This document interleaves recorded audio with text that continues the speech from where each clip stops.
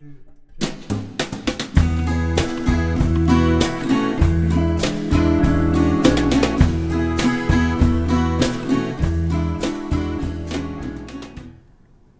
Welcome back to the Masterplan podcast for another episode today, focusing on an important topic of nutrition. With me today, I've got James Frost from Phoenix Bars. Hi, James. Hi, Dave. Thank you very much for having me on. No, welcome. Thanks for coming along. We're back in the Shure HQ in London. This fantastic facility. We've just been out looking at the views out. We've got the Shard, we've got Monument, we've got fresh coffee. Job's a carrot. Everything you need. We're set up for success, absolutely.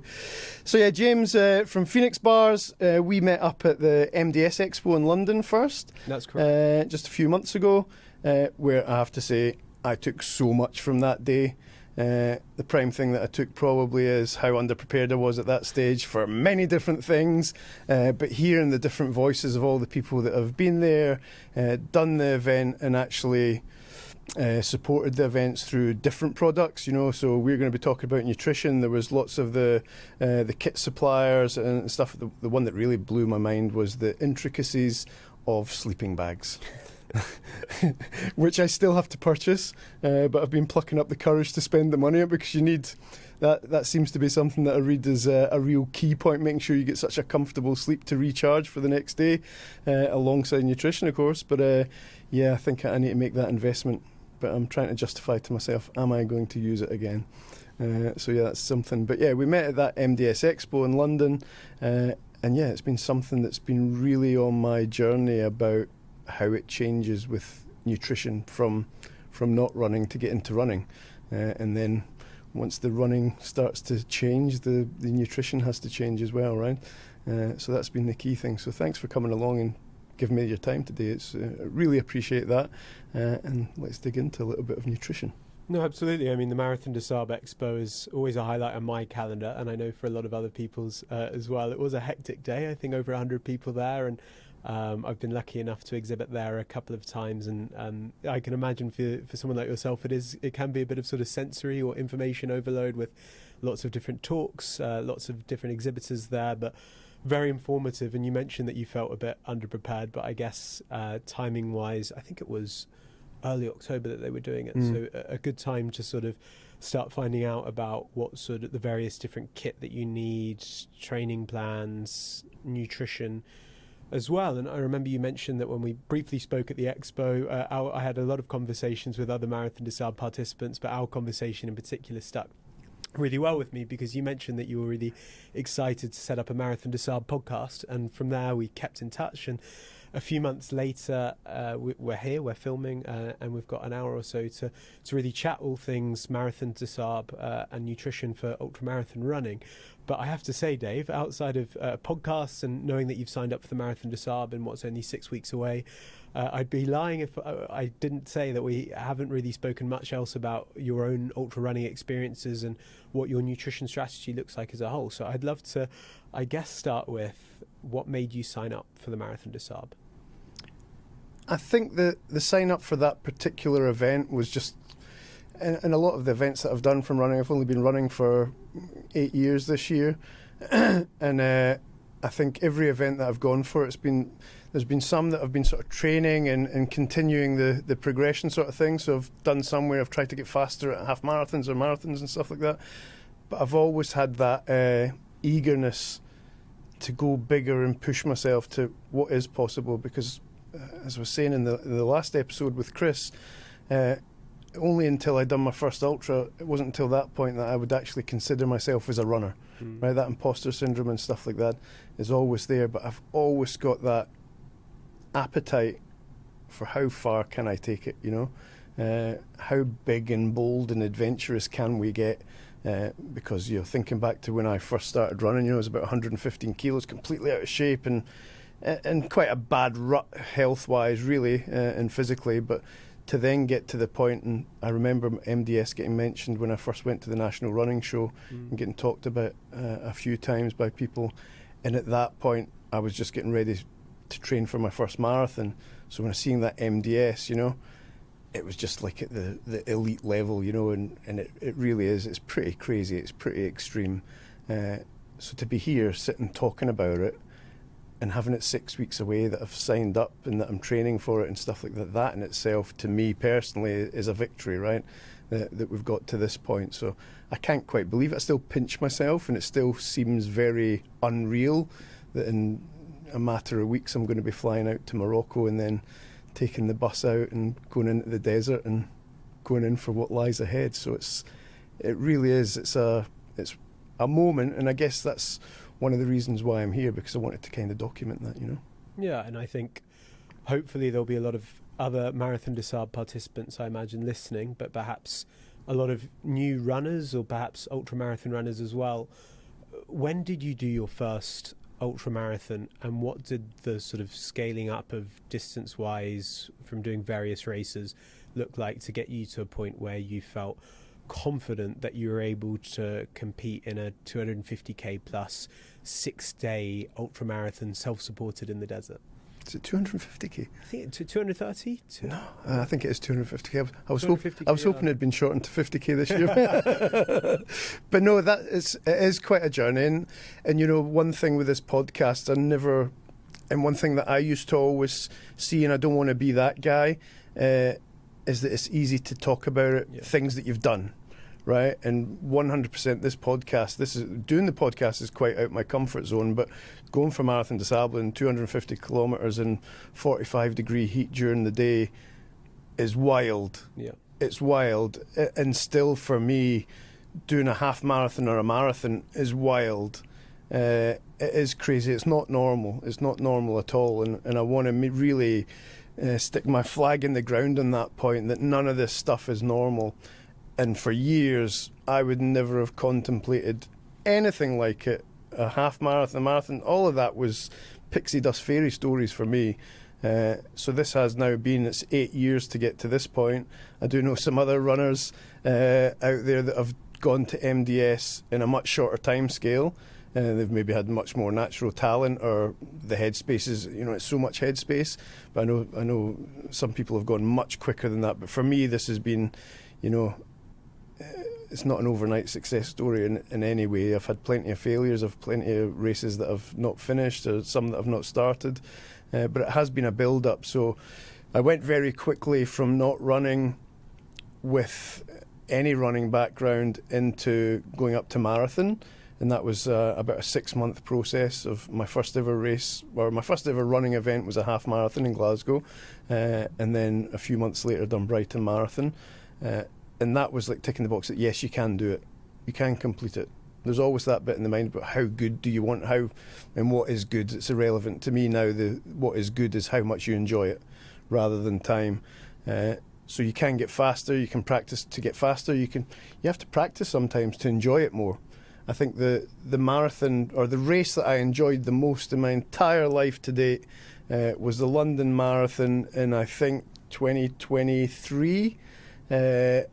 And having got to a good level of fitness through COVID and various bits and pieces, and I lost a bit of appetite for running, and the weight had gone back up. I'd got a bit out of shape again, and in that run up to that marathon, the longest I ran in that whole training block, it's not really a training block, but I'd done one 8-mile run in the 6 months running up to the marathon. Wow. But I'd signed up to do it for charity, so I knew I was doing it, and I knew I could get round because I had that experience of doing a few before. But I knew that was going to be particularly difficult because of the shape that I was in and the lack of training. So I actually spent 2 months of really focusing on the headspace and how, regardless of time being slower than the other marathons or races that I've done, how am I going to get round this and enjoy it? Mm-hmm. And honestly, it's probably in all my running events, it's probably the biggest success story that I could go in. It's my slowest marathon ever. They'd progressively got a bit slower, but this was by far the slowest just because of the shape, and you have to respect the training block. You get out what you put in, sort of thing. So if you're only going to do one 8-mile run in 6 months, then you're going to get the result that deserves, sort of thing. So focusing on the joyful side of that was still to me, it's such a big win. And I went round that day, I'm going to high five every kid that's putting out for a high five, because they're taking the time to be out there in the streets. It's tiring supporting those marathons, right? Everybody that I know that even ran marathons, when they go out and they're cheering on their friends, they're knackered because you're on your feet or you're walking about all day.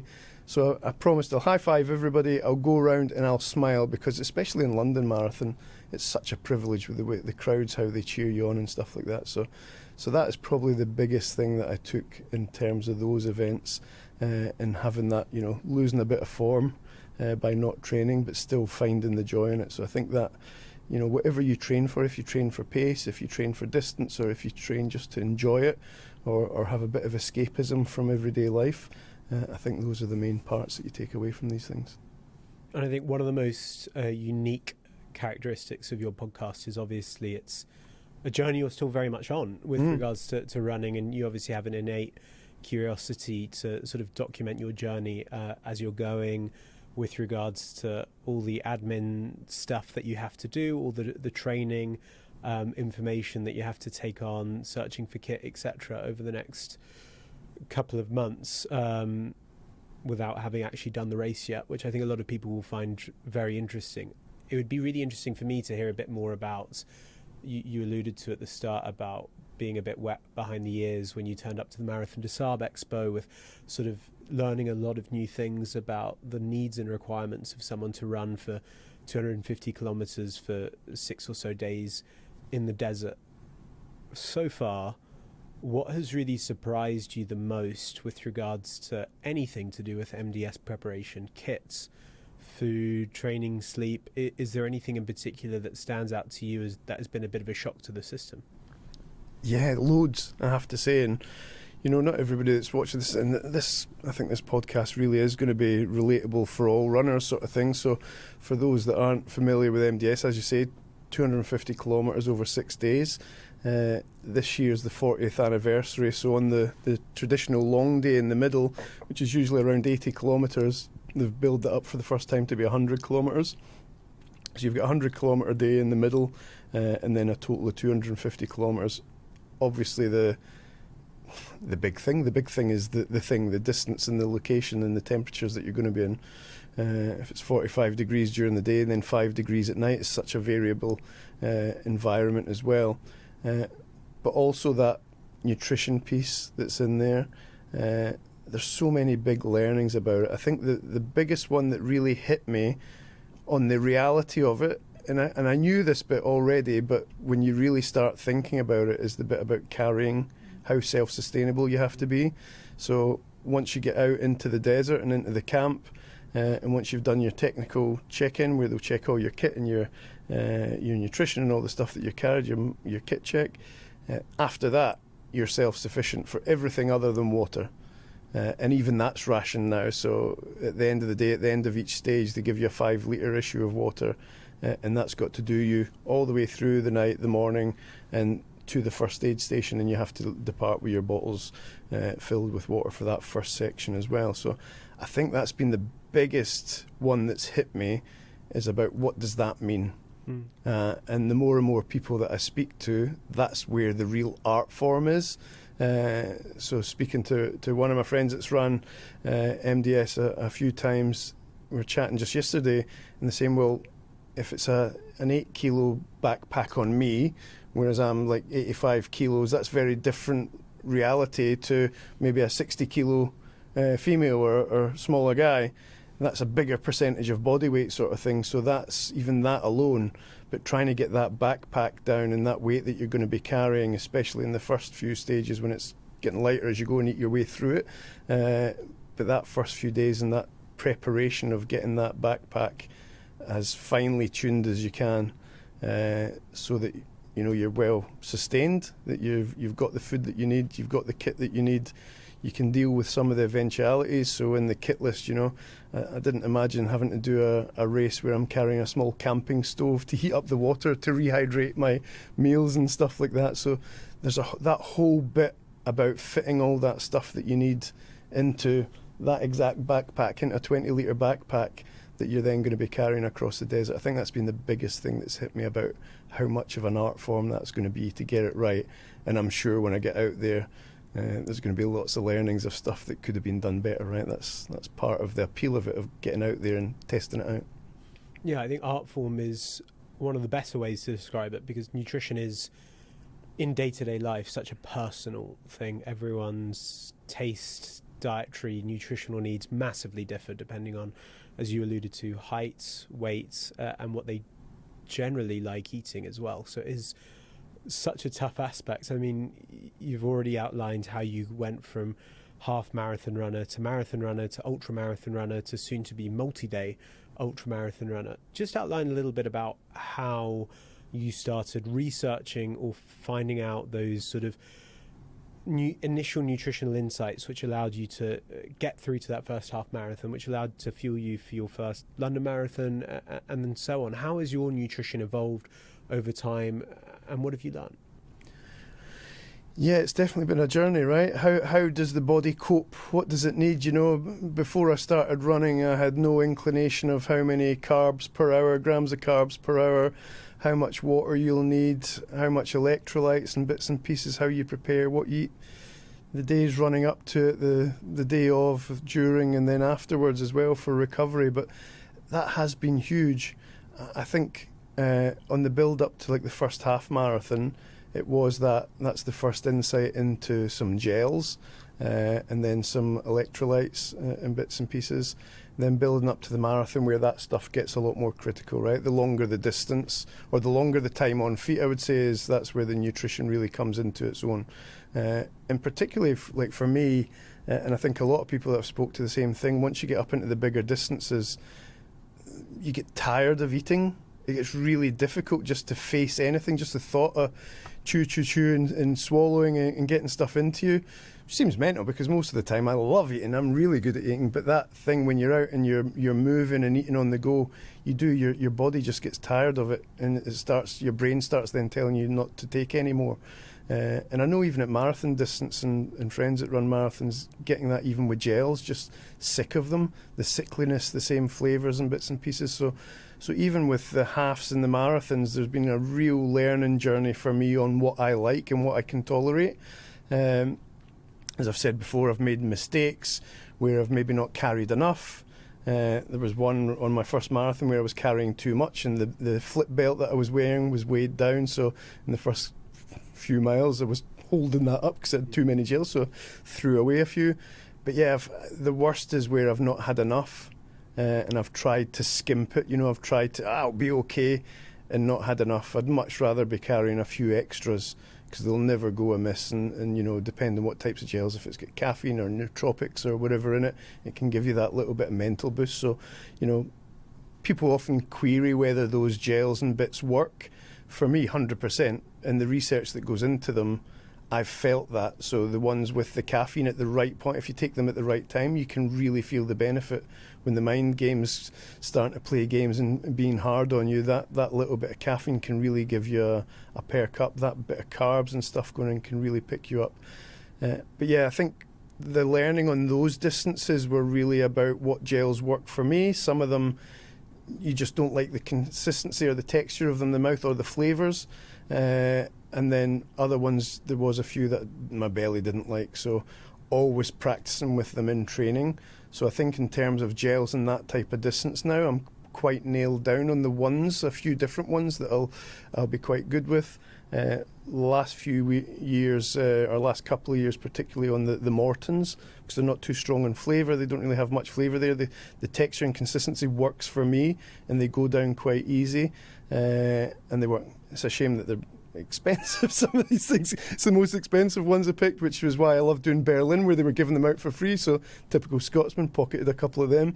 But yeah, those have worked. The SIS ones, they've worked really well for me in trying to keep on some of the plainer flavours. But yeah, once I got up post-marathon and this into the ultras, that's where it really shifted.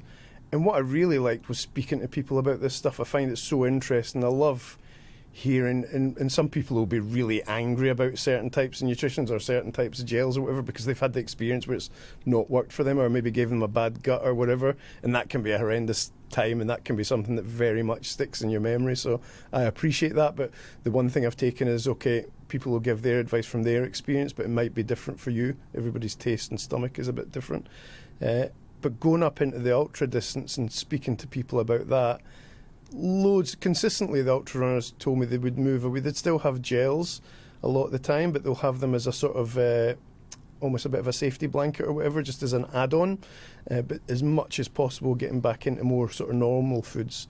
So be it flapjacks, be it sandwiches at aid stations, and crisps and sweeties and cakes and all that kind of stuff. So, somebody mentioned to me that ultramarathons, it's just like an endurance picnic, an all-day picnic event where you're going from tent to tent and sampling their wares. And I think that's really true. I also remember when I'd done the 100-miler last year going up into Scotland, and probably the simplest but so useful tip that I picked up from someone before that race, and I hadn't picked this up before, was have like an empty Ziploc bag with you. So when you go into the aid station, just fill up, because everybody's trying to get in and out the aid stations pretty quick to minimise the amount of time stood still.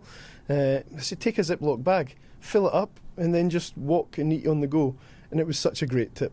Ended up that the Ziploc bag by the end of it was still pretty full of sweets, so took them home, gave them to the kids. Everyone's a winner. But I think that getting into the normal foods and making sure that you continue eating, especially when the body starts getting tired of it, that you're still putting food in there and whatever's agreeable. And you never know, in a certain point in a certain race on a certain day, it's different things that take your fancy.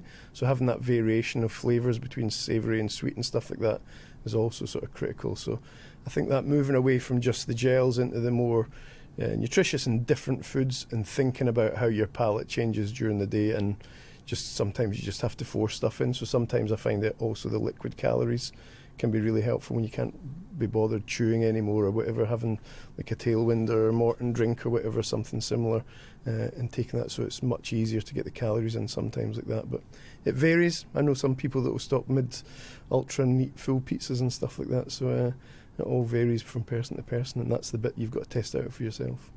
I'm sure many ultra runners who are listening will relate to a lot of those issues that you mentioned about things like appetite being suppressed, not wanting to eat too much foods, leaning away from gels as the distances get further on, struggling with things that are slightly too sweet. And it sounds like you've had a really good opportunity to sort of troubleshoot any potential issues nutrition-wise, or really sort of tailor an approach that best works for you individually over the course of the races that you've done so far. And as you've mentioned, it's sort of constantly evolving, and you're constantly tweaking with strategies to find things and products that work best for you. And just bring it back to the Marathon des Sables Expo, because that's where we organically met.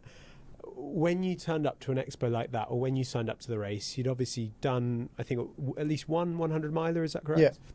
So you've done a 100-miler, which I imagine it took you roughly 24 hours to complete. So you've had that sort of long duration fueling testing period.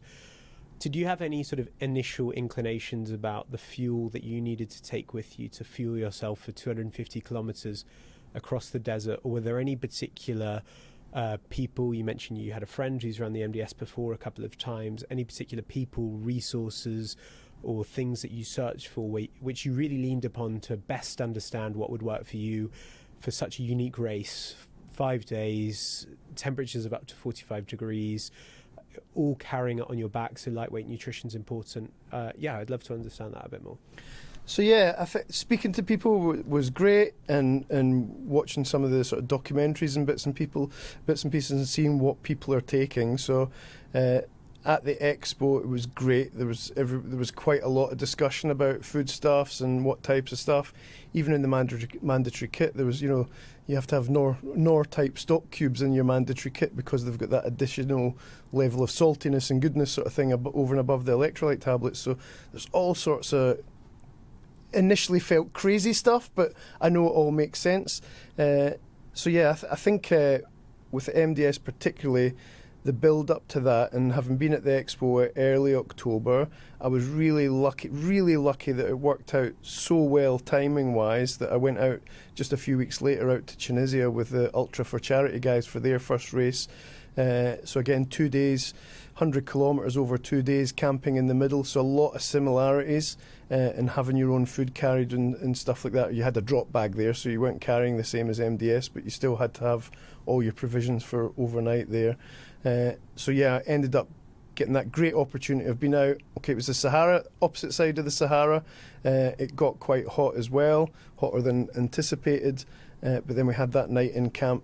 So that to me was the best testing ground, just for getting that inclination, It's not the same as MDS, but so much similarities of what it will be like. So yeah, taking some of the dehydrated foods and meals there, it gave me that chance to really explore with those about, right, how do they go down after a day of running? How do those meals go down? How do they taste? Are they appealing? And I was really surprised. So the real Termat ones were the ones that I took there for the evening.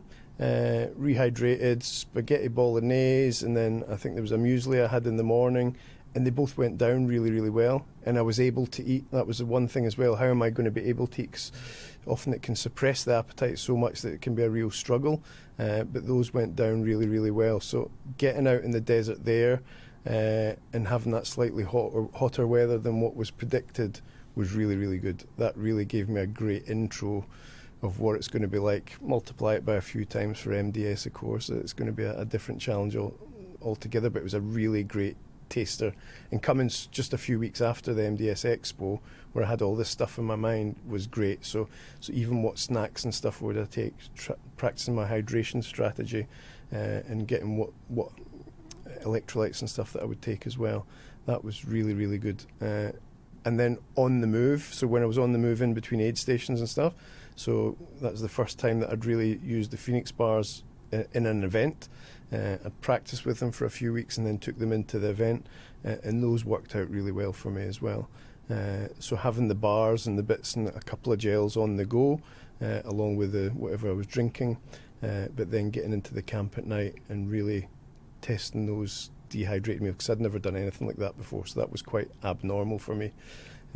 I think looking ahead for MDS, and something that I took away from the expo as well, and from speaking to some friends, is like, what types of stuff are you going to have for variation, for different tastes, for different things, particularly in camp at night. So I've been looking on Amazon for a vacuum packer machine for vacuum packing food, so for things like jerky, dry cured meats, cheeses and stuff like that, and getting them really vacuum sealed and sort of secured up so you can pack up, because of course for MDS you have to separate everything day by day, and you have to be able to provide at check-in the calories and prove the calories that you've got for each day to prove that you've got enough, that minimum of 2,000 calories per day. So you have to be able to show that, and even down to that level of fine-tuning the art form of packing as well, that everybody said to me. So for example, one of these rehydrated meals in a foil packet, so it's in the foil packet, so you can just open it up and put the hot water in. But as I've been told so many times, it says, with those foil packets, when you have so many of them, it all adds to the weight. So you have to decant that into like a Ziploc bag, and then one of the mandatory kits is your pot, your cooking pot for on your stove, so you don't need to rehydrate them in the bag. So again, how do you lose that weight and repack stuff? But I've got all sorts of advice, I've got all sorts of ideas that I'm going to be taking with me. So once that vacuum sealing machine comes in, everything's going to be going into it, and then I'll take them out on the trails and practice getting into that and how that goes during the day, because there's so many options. I don't want to sit with just copy and paste that every day is the same sort of thing. So having some different bits in there, having some different snacks, just to get that variation, to keep it interesting, so that I don't get bored of what I'm eating. I think that's probably going to be one of the key things. You're going to have such limited food. You're always, that's what I've been told, it's the difference from the 100 mile where it's a real slog. As I've been told, this one, it's not the same slog. It's still really, really tough, but it's not that same single day slog. But it is multiple days where you will feel hungry a lot of the time. So for me then, if you're going to be hungry when you get to the end of the day and you're having the snacks and the food that you've had during the day, but then the evening meal is going to be a different thing, your breakfast is going to be a different thing. So how do you make that as interesting as possible, so that when you're in the shit of having a really tough day, what have you got to look forward to? If it's that same spag ball that you've had the last 3 days, then even just that little positivity, oh, tonight I've got this for dinner. That's just those little things that can lift the spirits. In my mind, when I'm out there in the desert, in the heat, that little thing, those little gems of positivity can really be the differentiator of keeping on going, things that just keep you motivated and you think about and distract yourself from the toughness of it all. The three key things I took away from there, and there was a lot of knowledge there that I'm sure a lot of listeners will be able to relate to, was probably most importantly the importance of trying out and training whatever you're planning on using in the race, making sure it works well for you, and trying to simulate race conditions, I guess, as much as possible, which you essentially did by going out to Tunisia, because again, it's such a unique and testing race, and being able to have confidence in what you're going to be putting into your body for a race which you've alluded to has real no hiding places. Maybe for an 100 miler you could get away with sort of just trusting yourself and backing yourself for a bit longer, but for that many days and for those many kilometers at such high temperatures, you really want to have that trust that you're really maximizing your performance and also maximizing your enjoyment as well, because you obviously spoke, maybe it was on air, maybe it was off air, about one of your metrics of success for ultra running being about how much you enjoy it. And I think food is a massive part of that, with regards to the amount of energy that you actually have to really take in the surroundings and enjoy the experience. And also just with the actual pleasure you get from eating the food. That sort of brings me on to my second point about actually wanting to eat what you're going to be fueling with, because so many ultra runners that I speak to speak about the problems with low appetite during these races, burning thousands and thousands of calories, whether that is an 100 miler or whether that is a 250k race, but their appetite not necessarily meeting the demands that their body needs calorie wise as well. So there being sort of a mismatch there, and making sure that the food you have in your backpack is something that you actually really want to look forward to eat. And then lastly, I really took away was variety as well, making sure that you have things in your backpack which aren't monotonous to eat, which is something that to just mix it up basically. And I think not everyone has the sort of same breakfast, lunch and dinner every day, so why would you want to do the same during the MDS? That's really exciting things that I took away. And it's hard for me not to sort of infer, Dave, that you've obviously 6 weeks or so away from the race, that it sounds like you've got your nutrition strategy sorted, or are you still doing long training runs at the moment where you're sort of picking and mixing and really fine-tuning things? No, there's still a lot of testing. So I've got some of the staples sort of locked down, which is good. So that gives me that little bit of peace of mind of what the go-tos. So for the evening meals and bits and pieces, I have been given some sterling advice over this weekend that getting some pot noodles in there is good as well, right? Just for high calories and bits and pieces. So chicken and mushroom pot noodles for the win every time. But yeah, so there's some staples there of things that I can know that I've tried and I can trust them. I know that unless, even the stomach can react differently on different days, but from whenever I've tested some of these bits of food, they've been fine with the stomach. So I've got that confidence that I've got some good, strong calorie inputs that I can rely on. But there is still a lot of testing about what's maybe the more sort of peripheral stuff, the add-ons. So one that I've got with me, this was just a recommendation this weekend. It's like a smash mash, and it's not too much on the calories, but it's nice as a warm add-on to your meal, just as something as a nice little bit extra and different flavours and stuff like that. So I think that bit about keeping the interest on the palate, things like that will be good. When this vacuum sealing machine comes in, then again, right, what else does that give me? To me, it's expanding the opportunities of what I can put as the sort of peripheral add-ons to the main nutrition. And yeah, again, feeling that enjoyment of, right, I'm going to look forward to eating this. But then also then during the day and even in the evening, making sure that it's not just all savoury stuff, throw in some, what can you have for desserts? There's rehydratable chocolate things and bits and pieces that can all add on and just make it enjoyable. So if I can get to being in camp especially after the long day, the longer day, getting into camp and sitting and having a meal and enjoying it, and sitting having a bit of a happy tummy for a while, and then having a bit of a kip and recharging for the next day, that is a moment that I'm definitely going to flagpole. I'm going to take note of, right, I'm here, I've had my dinner, I've enjoyed it, and now I feel satisfied, sort of thing. Because that is making sure that you actually take that time to fuel yourself up. Think about, right, even if you don't want it, get it down you, get it in you, and fuel for the next day. So I'm definitely looking forward to it. I'm going to make a point of noting that when I'm in camp, that I've sat down, full belly, feeling warm, cozied up with my jacket on or whatever as it's getting cooler outside, and ready for a good night's sleep, sort of thing. So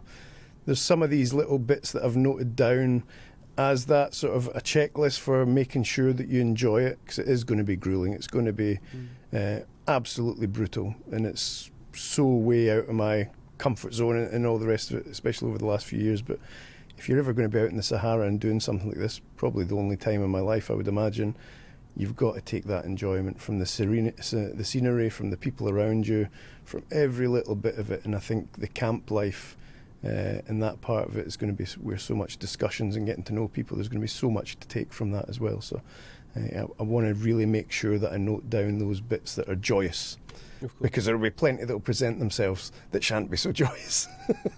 No, absolutely. And for any listeners that are looking for, I guess, nutrition hacks, or for, I guess, the more information the better, because I imagine a lot of people listening to this podcast are experimenting with nutrition, and as you mentioned, you love sort of listening and asking questions to other people doing the race, because you never know what might work best for you. Are there any one or two key hacks that you've found nutrition wise, whether that's specific products, specific nutrition strategies, or just niche things that you've learned about fueling for the MDS that you think the listeners might be interested in? Yeah, lots. There's been loads. I mean, I have to say, like, even the biggest one probably last year was when, and there was quite a few bits about it on social media, about the nerd gummy clusters and how their nutritional balance is very similar to some of the gels and stuff that you get, but then they're like very artificially flavoured kids sort of sweets, right? I've got a really sweet tooth, and I know a lot of people hate it, but that artificial, if it's artificial grape flavour, it would taste nothing like grapes, or banana, it tastes nothing like bananas. But I like those flavours because they're so intense. And certainly on races, when your mouth dries up, and if you're taking whatever you're taking, you start getting that assimilated taste or flavour in your mouth, and your mouth feels quite sometimes claggy. Throwing something like that in, it's almost like a flavour bomb, and it gets the liquid going in your mouth and stuff like that as well.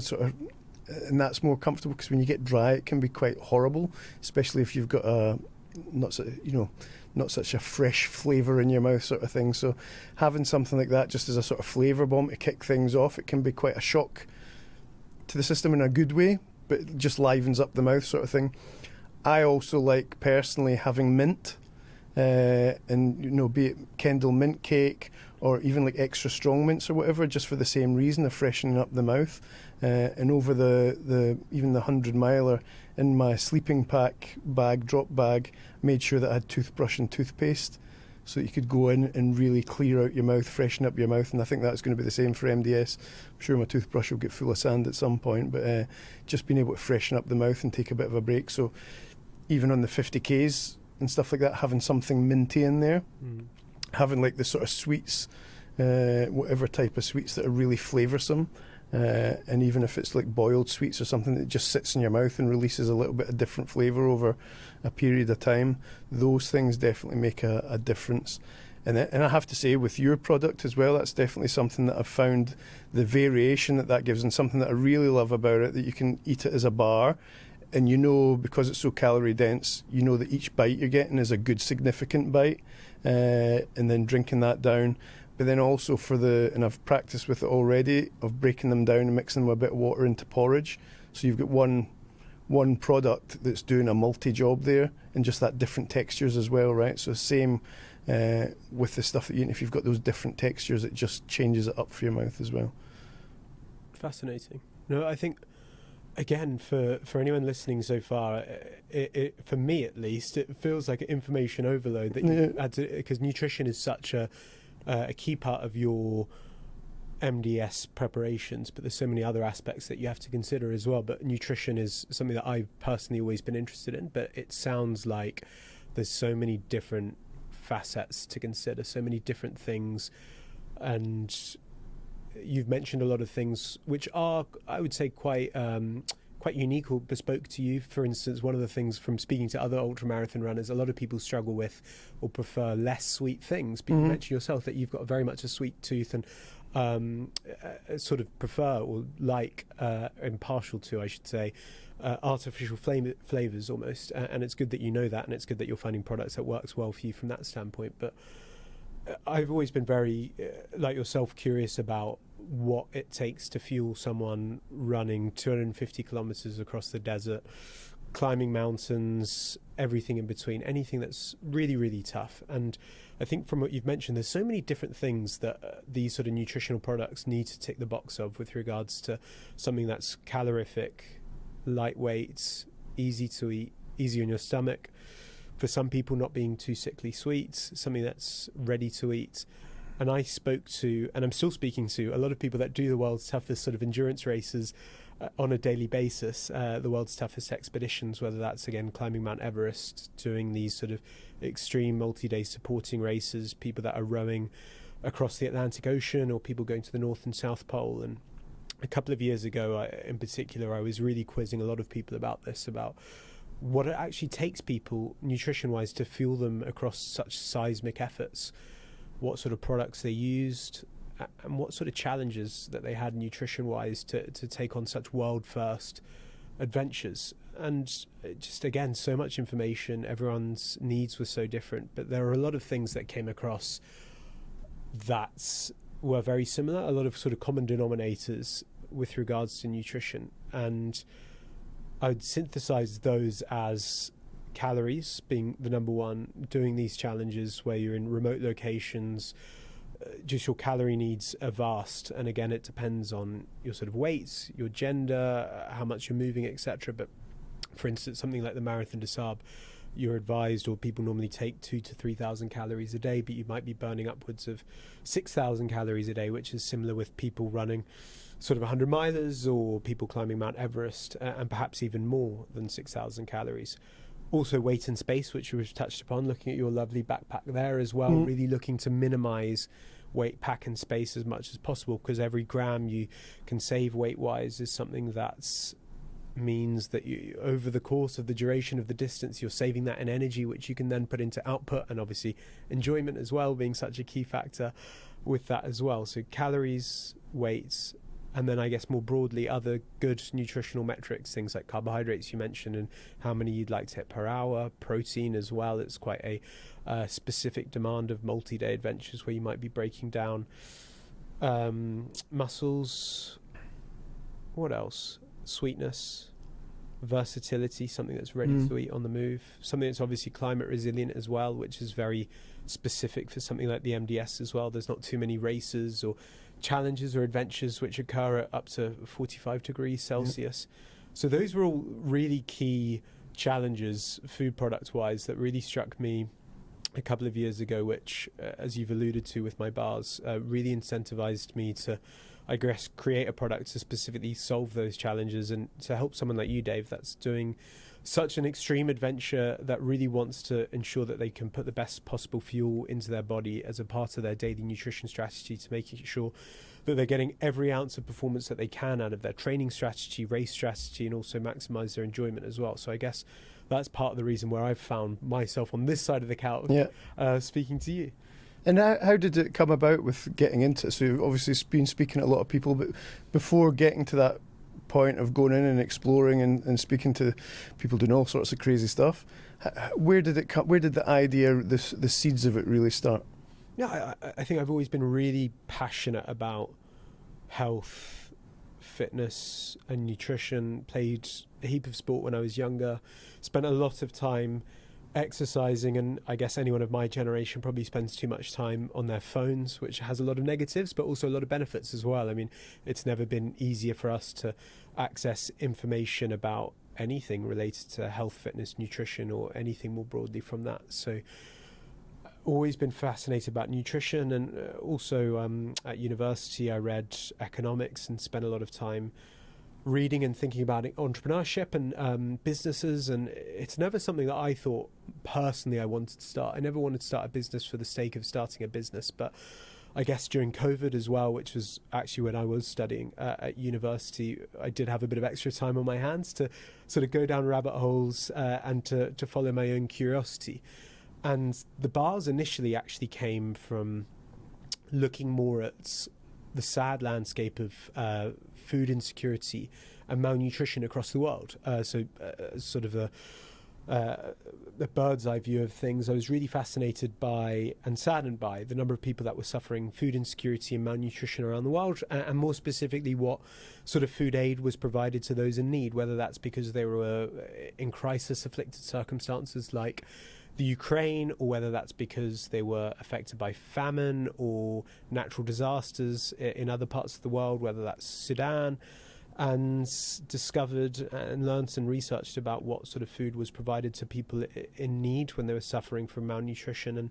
And that's when I sort of researched the products more from that perspective and about what challenges that they were, because there was obviously food given to people in those circumstances, but it wasn't necessarily sort of solving the issue. And I'm probably not quite up to date with the number of people in food insecurity around the world as I used to be a few years ago, but it's very high, and it's unfortunately still very much growing. So I spoke to a lot of people which had specific knowledge about that space, about what sort of challenges that charities like the Red Cross or the World Food Programme were having with providing food to those in need. And that's when I started researching, developing a product specifically targeted to helping people affected by malnutrition or at risk of malnutrition. And what they wanted to see, and what they said would really help people afflicted, was a lot of nutrition in a really small, logistically efficient product. And there are a lot of other nuances with that as well. For instance, a lot of people didn't have teeth.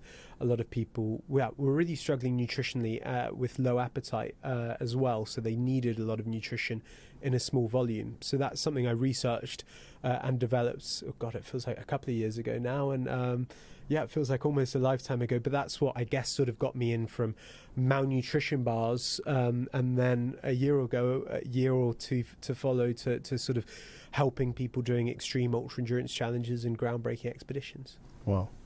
It's amazing how things can come from one sort of purpose and then move across, right? It's scarcely believable, to be honest. It's it feels like just yesterday, and it's probably been 5 or 6 years ago now that I was finishing up my economics degree at university. But I think it comes back to my curiosity and my keenness to sort of help people as well, whether that's from the food insecurity perspective to get better nutrition and to have better life outcomes.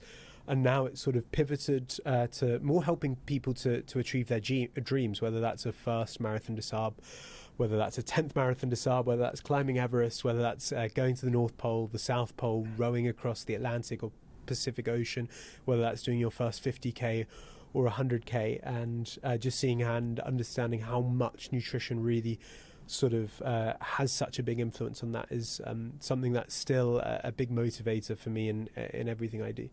Brilliant. So what tips would you give me for nutrition for going out? It's such a big thing that we've been chatting about already, but with your bars, and to give a bit of the breakdown of the bars, because as well you've recently launched quite a few new flavours and bits and pieces, right? But we're sitting with a bar which is it's hand sized and it's fairly thin, but 557 calories, 60 grams of carbs, 18 grams of protein. So, and as I was saying earlier, the fact that you can make it into a porridge as well, that to me personally, that will be so that'll be sort of breakfast of choice. It'll get me going there. But then during the day, being able to take a bite at a time, and it's quite calorie dense there, so each bite's going to count, sort of thing.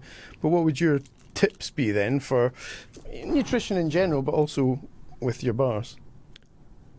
That's a brilliant question. I think you're already doing a lot of right things, to be honest, Dave. I think trying whatever you're going to use out in the race and training is, I think, really important, and that I would say that's a universally agreed upon term, because everyone's nutrition needs are so different. I mean, I speak to and have spoken to hundreds of Marathon des Sables participants, whether that's in person at expos, whether that's online on Facebook, or whether that's people individually reaching out to me. And I always make a concerted effort to speak to people over the phone to understand what their challenges are, what their needs are, and to better understand how the products can actually fit in. Because even though it's a very specialised product, it can be used in a number of different ways, and it has multi-purpose usage, which really helps, because there's no point in someone taking my bars and not necessarily knowing how to use. And that was actually one of my inspirations behind creating this bespoke Phoenix Bars guide, specifically tailored towards the MDS, and it sort of outlines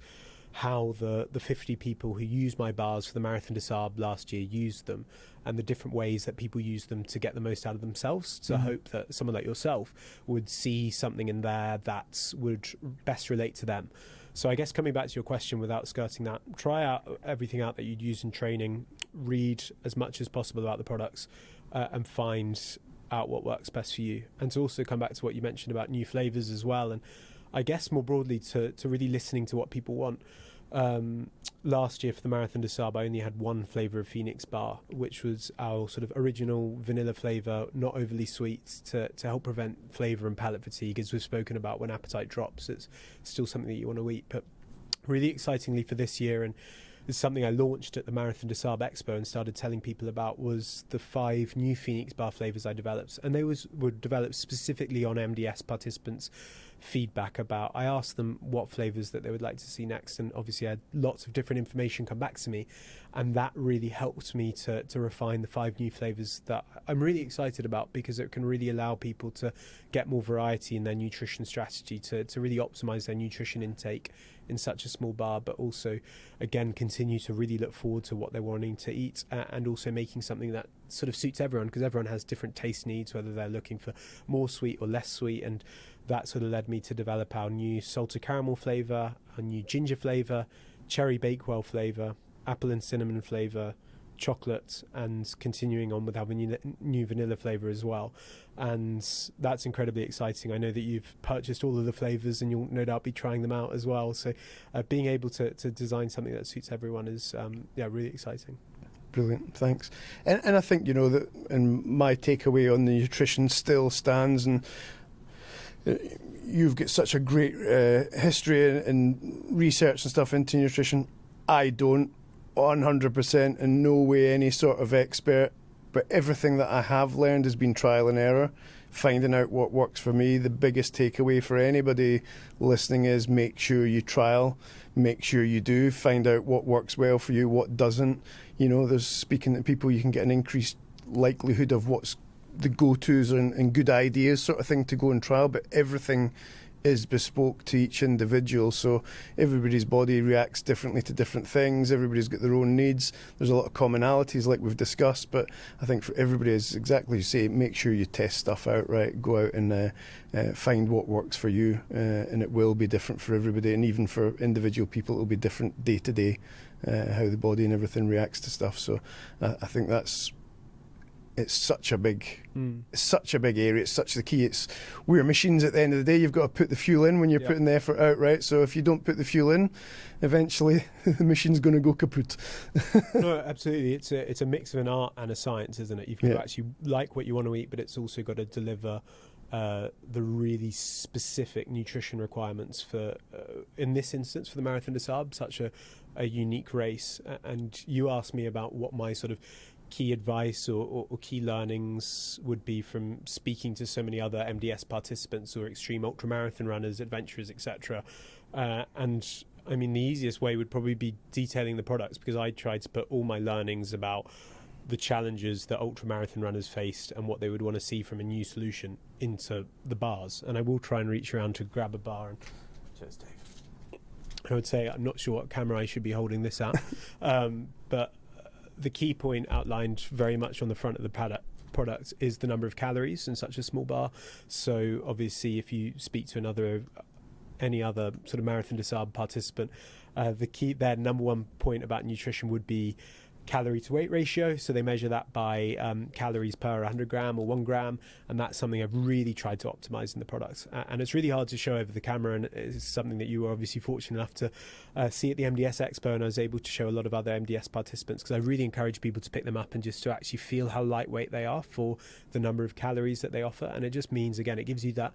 You've spoken quite a lot about the psychological impact of nutrition whilst ultra running, and also having the peace of mind that in each bite, this is going to give you as much energy as possible, which I know a lot of people rely on. So practically, it's giving you as much energy as possible, but you just know from a mindset point of view, when you're really sort of in the thick of it, for lack of a better term, in the desert, you'd probably use a different word. I think I know the word you'd use rather than thick in the desert with your Scottish background, but as many calories as possible, but something that's probably more optimized for slow release energy, because again, it's designed for extreme multi-day effort. So up to 66 grams of carbohydrates per bar. It's designed for fueling you all day, not just giving you maybe a 1 or 2 hour energy hit that a gel might do.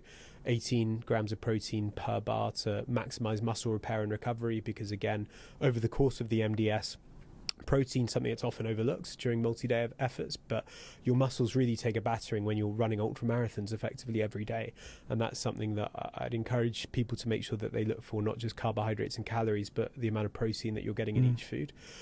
Obviously, having it as a bar as well, it's ready to eat. When people are out in the desert, one of the big feedbacks from MDS runners that I hear is that people don't like faff. There's so much admin when you're out in the desert, and they really like the fact that some products can be ready to eat, no cooking required. Obviously, it's a bit of a debatable topic whether people take a stove or not, and whether I know that's something that you're considering or planning on doing, but some people like just having foods that are ready to eat. So that's something that my bar works quite well for. They would either see it as potentially a breakfast option, being able to wake up and get loads of calories when they're not hungry, and can focus on something else without actually taking a lot of time to prepare. But also being able to mix it with water to make a porridge is definitely one of the most unique aspects of Phoenix bars, and probably the most popular way that people enjoyed using Phoenix bars last year as a breakfast option, being able to essentially just crumble the bar into a bowl, mix it with water, and then give it 2 to 3 minutes. And it doesn't have to be hot water, be cold water, however you like your porridge, and it's about only 60 to 120 millilitres of water, and then voila, you have a very nutritionally dense, tasty porridge, and which also doubles up as a bar as well if you prefer to consume it that way. And a lot of participants last year like to consume their Phoenix bar porridge with perhaps nuts or freeze-dried fruit, whatever you'd like to add normally to your porridge, for even an extra calorie and taste hit as well. And just looking on the back of pack, and maybe it's afflicted some more editions of the Marathon des Sables, or afflicts some people more than others, but vitamins and minerals as well. So I incorporated 8 different vitamins and minerals into Phoenix bars to help offset things like illness and fatigue. Again, one of those sort of boosts psychologically and physically that is often overlooked as well, because it's 7 days in the desert where you probably won't have any fresh fruit and vegetables either. So really making sure you're giving your immune system as much sort of good energy as possible is something that I really prioritize. But no, just looking at the bar as a whole, it's vegan, it's gluten-free, it's specifically designed to not melt in the heat as well, which is why over 50 people relied on it in the desert last year to great success. And just thinking about, reflecting back since I launched the bars, it's crazy to think that Phoenix bars now have over 330 5-star reviews on my website from people who have used my bars in the sort of farthest flung places of the earth, whether that is in the Sahara, whether that is in the North Pole, anyone who's doing these sort of extreme ultra endurance challenges. Yeah, it's quite crazy to think, and exciting to see that the product's improved for participants this year as well. Yeah, it's brilliant. It's great to see how it's developed, and it's great to hear a bit the story, the background from it as well, and you know, from where it's come to where it is now, and then getting that feedback from MDS runners. That was the bit that jumped out to me at the expo as well, that there was a good number of runners who'd used it recently, different variation, different feedback, having the bar and the porridge. To me, it ticks so many boxes, so it's absolutely great, and I've really enjoyed using them as well, and they're tasty, so they've fueled me already quite a bit, so I'm looking forward to getting through the desert with them. Absolutely. No, it's brings me a great deal of, that's the fun part, being able to actually speak to someone like yourself. Obviously running a business is largely sort of laptop based, and the most rewarding parts of what I do is actually getting out to, whether that's the Marathon des Sables Expo or being able to speak to people face to face like yourself, that my bars have actually tangibly helped, or hearing those sort of stories about how Phoenix bars have helped people to do things like the Marathon des Sables. So no, it's great to finally sit down and have a chat. And I guess the biggest thing I've taken away, or I think the thing that we've spoken about most, is trying out whatever you're thinking of using in the desert in training, to make sure that's something that gets on well with you for ease of digestion, for appetite reasons, etc. So I guess my key takeaway would be to, if Phoenix bars, from what you've heard, is something that think you could benefit you like they have done for Dave, then please do feel free to try them out. If you'd like to learn more about how the bars can help you, or the different ways that you can use them during your training, please do reach out, whether that's via my website, Flaming Phoenix, or searching for Phoenix bars, and I'm happy to send you my bespoke Marathon des Sables fueling guide as well, if that's something you'd like to see, or if you'd like to chat about your individual fueling needs and how the bars can help as well. Please do feel free to reach out. And your Instagram, we post quite a few bits on the Instagram. There's been some good videos and stuff. Flaming Phoenix UK, if you'd like to follow us on Instagram as well. There'll be lots of specific ultra running nutrition content on there if that's something that you'd like to hear as well. And I'm sure we could include perhaps a link to the Instagram and a link to the website in the show notes, perhaps. Absolutely. And that's also findable by the website as well. But please do feel free to reach out. I'd love to speak to anyone who's running ultra marathons that'd love to learn more about how they can optimize their nutrition. Brilliant. Well, thanks a lot, James, for coming in today and chatting us through this. Even the bits I'm still picking up about adding in some berries and nuts and bits and pieces, so I'm still learning. And I can tell you genuinely, maybe talk about or maybe come across potentially a little bit blasé about nutrition myself, but I'm still so anxious about this because there's so many ways you can get it wrong. And I'm really determined, as you mentioned, like all the admin around MDS, it's such a big event with so many things to think about that, you know, for me, I've got a lot of anxiety around what I'm going to take and what the food is going to be. But having a few staples of evening meals, breakfast and the bars definitely helps give a bit of peace of mind. So thanks for taking the time chatting with us again today. Thanks for such a great product. And yeah, I'll let you know. I'll give you the feedback afterwards. Once I've got that medal around my neck, how well they've fueled me through it, hopefully. I look forward to following your race and your training very closely, Dave. And thank you very much again for having me on. Brilliant. Well, thanks everybody for listening in. As I say, not an expert myself, James absolutely is, but it's great to get out and test these different things. This is one example of some fantastic products out there, and one of the ones that definitely is going to be in my race pack, taking me out across the desert. So trial and error, go out, try stuff, find out what works for you, and fuel your races. And as James is saying with his guides and stuff, there's lots of tools online that you can get to really fuel up and fuel correctly for these events. But thanks for joining us today, and we'll see you in the next episode.